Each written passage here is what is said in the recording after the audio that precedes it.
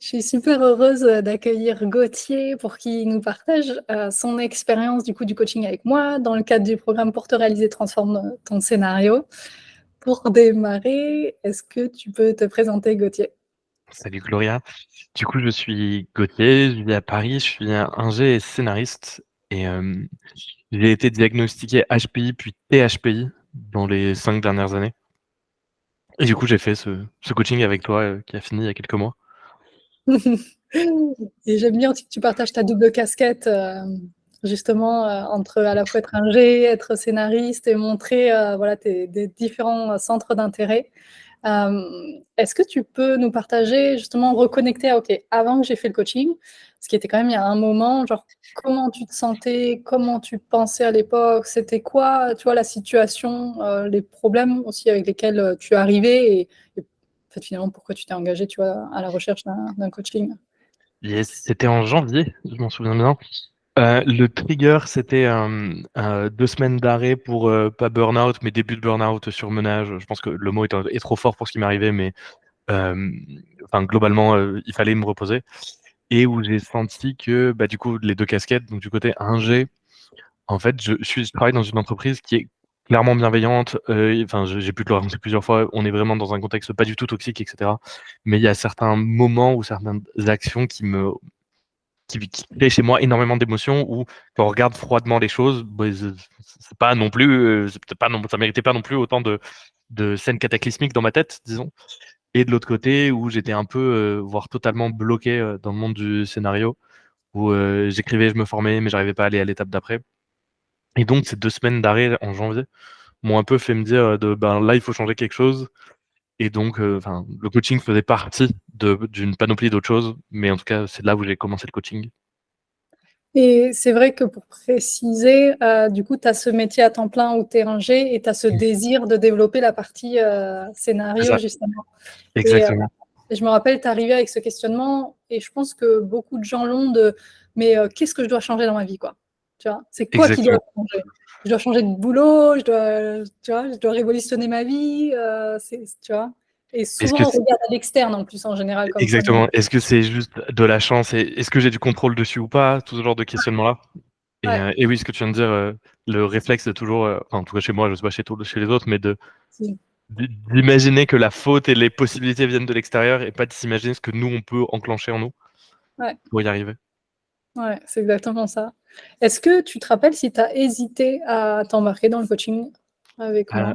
alors j'ai pas hésité, hem, à m'embarquer dans un coaching, mais j'ai comparé plusieurs coachs. J'en avais vu 4, donc 2 généralistes et 2 plus, HP, enfin positionnés, plus là-dessus. Ce qui m'avait fait je me souviens pas des 4, mais je me souviens qu'il y en avait 4. J'ai vu qu'il y avait 4 lignes dans mon écran.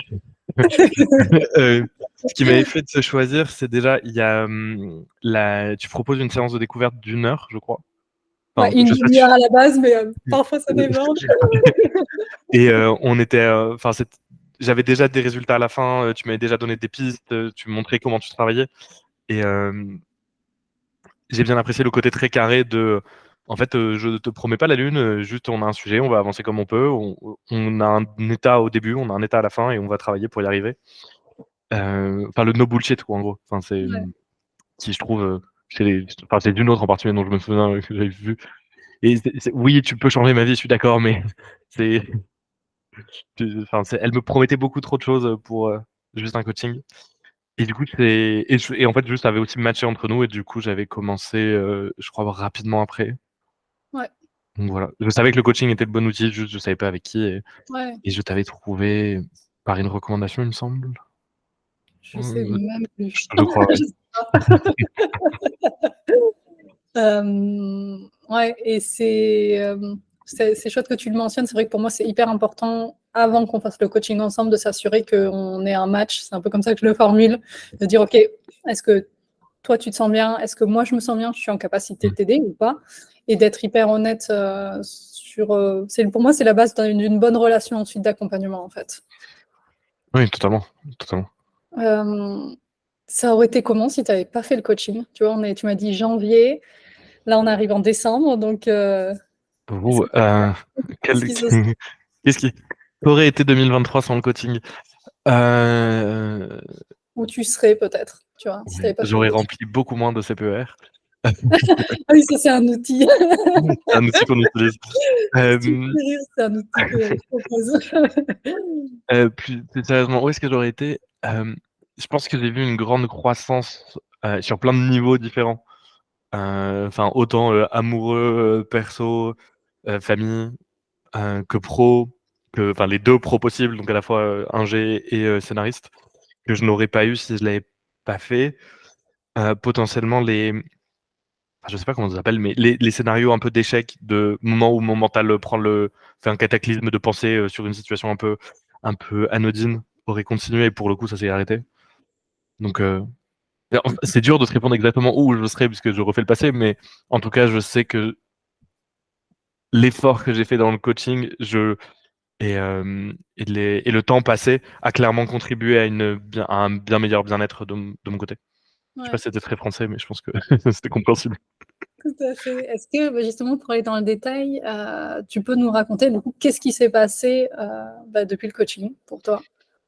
Ça peut être, Heu, concret, interne, externe. Tu sais, j'utilise toujours ce interne, genre, mes pensées, mes émotions, mon monde intérieur et externe concrètement dans ta réalité. ouais, alors, interne, je pense que j'ai plus de contrôle sur ce qui se passe dans mon monde intérieur, parce que donc à la fois la tête, les émotions, enfin le corps en général. Hem Et je pense que ça vient à la fois des outils que tu donnes, mais aussi que l'accompagnement fait que tu te connais mieux toi-même Ouais. et donc tu identifies mieux, certaines insécurités, certains triggers que tu peux avoir, qui peuvent du coup, déclencher des trucs, assez forts chez toi. Hem, donc en interne, un meilleur contrôle, l'externe, je pense globalement des relations plus saines et en particulier on a beaucoup parlé, mais me remettre des limites avec d'autres gens aussi, ce genre de choses-là, Ouais. qui semble beaucoup plus simple maintenant à faire, alors qu'avant c'était quelque chose de très gros et très compliqué et très overthink pendant 3 jours avant de le faire, alors que là Mmh. tout est beaucoup plus fluide. Voilà. Ouais. Hem, Est-ce enfin, ouais, pose-moi une question et si tu veux je peux développer, mais Ouais, tout à fait. Donc du coup, tu as parlé d'une meilleure connaissance de toi, de réussir maintenant à poser tes limites. Est-ce qu'il y a d'autres, bénéfices que tu as eu grâce au coaching? ouais, Enfin, les meilleurs enfin il y a aussi connaissance, il y a aussi le contrôle vraiment, enfin j'ai vraiment un sentiment de plus grand contrôle sur moi, enfin le moi avec un grand M, à la fois ce qui se passe à l'intérieur, sur moi et les autres, sur, mon image de moi-même aussi. Donc ça, c'est le top 1, vraiment le top 1. Hem, il y a une plus grande sérénité parce que c'est quand même la raison pour laquelle je venais, de pseudo burn-out, surmenage, et cetera. Là, j'en suis quand même très loin, donc c'est très cool Ouais, et je pense de et préciser, c'est intéressant juste de préciser, tu es encore dans la même entreprise, tu vois? Tu es encore ah dans oui, le même totalement, métier, presque totalement. encore, ton entreprise, même elle a évolué dans un sens où il y a eu peut-être moins d'équipes, des licenciements et tu as réussi, dans une situation externe inchangée, voire moins bonne, à Mmh te créer ta sérénité intérieure, tu vois? Et à gérer la situation finalement et donc passer d'un presque surmenage à, bah, je pose mes limites et je et suis OK. c'est OK aussi pour les autres, enfin de tout cet écosystème quoi autour de Ouais. moi. Ouais, non, mais tu fais très bien de le noter et je crois que pour notre call de découverte, j'étais exactement dans cette salle-là, donc Est-ce que tu penses qu'il y a encore quelque chose que on y heu non, en vrai, non, là, déjà pas mal et je pense que les autres questions vont aussi, faire venir des choses. ouais, c'est vrai, moi je pense aussi à ton projet de vie, aussi à moyen long terme, tu vois? Par rapport au scénario, Oui, à oui, oui, à identifier plein de blocages, et à mieux voir en fait, en gros, du coup, globalement, l'année dernière, le scénario ne marchait pas et j'avais un peu une posture de: «Ouin ouin, ça marche pas, je sais pas quoi faire, je fais beaucoup de bruit et il y a rien qui se passe, je continue à écrire, je continue à me former, mais il y a rien qui se passe derrière» et là, en fait, prendre de la hauteur sur tout ça, mieux voir certaines choses, mieux voir ce dont j'ai besoin, les dans quelle situation je suis assez à l'aise pour arriver à bien me vendre, tout ce genre de choses et à bien me vendre et vendre mes résultats aussi, enfin mes productions aussi. Ça aussi m'a pas mal aidé. Bon, il y a pas encore j'ai pas encore d'Oscar, mais on y travaille, on est dans la c'est ça. direction. En tout cas, je sens que je m'en rapproche, disons. Ouais, ouais. Et est-ce qu'il y a quelque chose, alors je ne sais pas si ça te parlerait, qui t'a plus particulièrement plu dans le coaching, peut-être qui t'a surpris Alors, ce qui m'a plu, beaucoup de choses. Il y a le cours en ligne à côté qui était vraiment ouf. Je me souviens que tu me disais pour la semaine prochaine de faire 2 semaines et j'en faisais 4. J'arrive pas à m'arrêter. Et je te faisais les résumés à chaque fois. Ouais. Non, il est vraiment très bien fait, très bien conçu. Enfin, si je peux un peu dire le contenu, mais à chaque fois, il y a une grosse vidéo théorique. Et après, cette vidéo théorique se décline selon plein de petits exos, petits ou grands exos. Et avec comment créer l'habitude, de quoi tirer de chaque outil, en fait, aussi. Quand utiliser quel outil. Et donc, la première partie sur les pensées, donc reprendre le contrôle sur ce qui se passe dans la tête et comprendre aussi que c'est nous qui sommes à l'origine de nos pensées. Enfin, c'est moi qui suis à l'origine de mes pensées. Ouais. Les émotions, pareil, une grosse vidéo explicative, puis plein d'outils. Et enfin, les croyances et comment on voit le monde. Et donc ça m'avait vraiment plu. Et c'était un des arguments aussi pour lesquels je t'ai choisi face aux 3 autres. Ce qui m'a surpris, lié à ça, il y a un peu le côté, en fait, c'est quand même très scientifique. C'est, bah, dans ce monde du coaching, ça peut être juste des espaces de parole. Et là, non, en fait, il y a vraiment, tout est justifié, on sait pourquoi on le fait. Et si l'outil ne marche pas parce que c'est scientifique, mais tout n'est pas prévisible puisqu'on est des êtres humains, t'en as encore 4 derrière qui peuvent aider. Donc, ouais, ça aussi, ça m'avait pas mal surpris, cette boîte à outils que tu as tu proposes un outil, il y en a qui marche pas, on le laisse, on le voit pas. Il y en a des fois qui m'inspirent pas du tout, mais tu en as toujours 15 derrière. Et t'es jamais en manque d'inspiration d'outils, donc c'est assez ouf. Et, et je pense qu'il y a ça aussi, en fait, l'usage des outils et pas juste de la parole constante, mais en fait, on va utiliser ça, on va modéliser ce qui se passe par ça, on va faire une pause et faire un exercice de respiration au milieu d'un coaching en vidéo. Enfin, c'est, cette panoplie-là est assez ouf. Voilà. Donc, j'ai dit le cours, tes outils, fait que le cours soit le cours et ton accompagnement en général est basé sur des sciences et quelque chose de très, très mesurable. Qu'est-ce qui m'a plu d'autre? Beaucoup de choses m'ont plu. Pendant que je te laisse réfléchir, si tu as envie de rajouter quelque chose, et puis si on n'est pas exhaustif, c'est OK. C'est pour donner une idée aux personnes de ton expérience. En fait, ce dont tu parles, quand tu parles de l'accompagnement, c'est que d'une part, c'est savoir que tout ne marche pas pour tout le monde. Donc, quel est en fait l'outil qui va cliquer avec la personne. Donc, c'est pour ça que je le vois un peu comme un portefeuille et c'est comme ça que j'ai construit l'accompagnement. Et ensuite, quel est le niveau auquel on a besoin de travailler? Est-ce que c'est au niveau cognitif? Est-ce que c'est au niveau émotionnel? Est-ce que c'est au niveau énergétique? Et c'est s'assurer parce que parfois on bloque, on a validé le niveau mental, mais en fait, ça bloque au niveau émotionnel. Donc, c'est toujours quel est le niveau qui est adapté. Donc, c'est au maximum personnalisé pour que ça te corresponde. Totalement, totalement.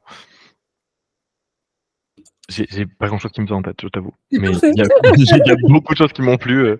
Je pense qu'il y a aussi toi en tant que personne et cet espace de non-jugement absolu.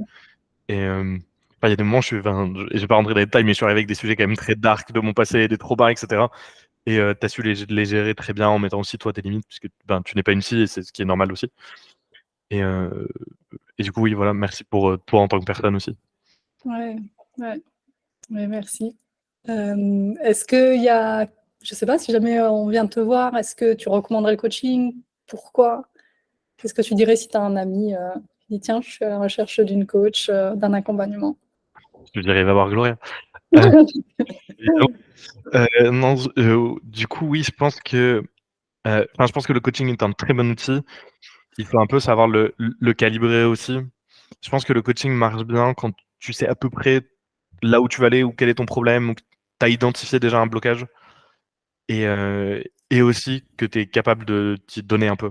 C'est-à-dire, j'ai quand même énormément travaillé pendant le coaching, à appliquer les outils, à le suivre dans les cours, etc. Et je pense que ça a aussi participé au fait que ça a très bien marché pour moi. Mais en fait, le coaching, c'est pas seulement. Enfin, c'est pas l'idée de payer quelqu'un pour faire le travail pour toi, c'est juste accélérer ce travail-là, mais il doit être fait en fait. Et je pense que c'est très important. Ouais, et c'est ce qui fait aussi que ça a été vraiment une réussite pour toi et que ça a eu cet impact dans ta vie, en fait. C'est que, en fait, tu as fait le travail. C'est-à-dire que moi, je vous donne tous les moyens, tous les outils, ma présence, tout pour que vous avanciez et toi, tu as pu aller aussi loin parce que, ben, tu as embrassé le travail à faire, en fait et tu étais hyper impliquée, engagée, enthousiaste et ce que j'aime bien aussi, c'est de préciser que, tu vois, tu l'as dit, tu avais envie de continuer. C'est pas genre: «Oh, merde, faut que je fasse ça». Enfin, c'est pas du tout mon état d'esprit, en tout cas, sur comment on travaille sur soi. C'est pas, ça doit pas être, chiant, ennuyant, lourd. C'est ouais, ça va être pas facile parfois de se confronter à ses peurs, à ses pensées, mais genre j'y vais avec cette dynamique de je veux le meilleur pour moi, quoi. C'est ça et en fait, oui, mais c'est exactement ça. Il y a aussi un truc qui m'a plu, c'est que tu arrives à faire en sorte que ce soit tout le temps kiffant. C'est-à-dire, il y a eu certains moments où j'allais dans des endroits où soit j'étais pas encore prêt, ou c'était pas le moment, ou on reverra et en fait, tu as quand même su me protéger de ça pour, garder la motivation et le kiff qui continue et ça, c'était assez cool, enfin, ça rentre dans la sphère, j'ai mis non judgmental, mais il y a une vraie sphère de confiance qui se crée autour du coaching qui est assez cool. Trop chouette. Beh, je te remercie Gauthier d'avoir pris le temps de partager ton expérience.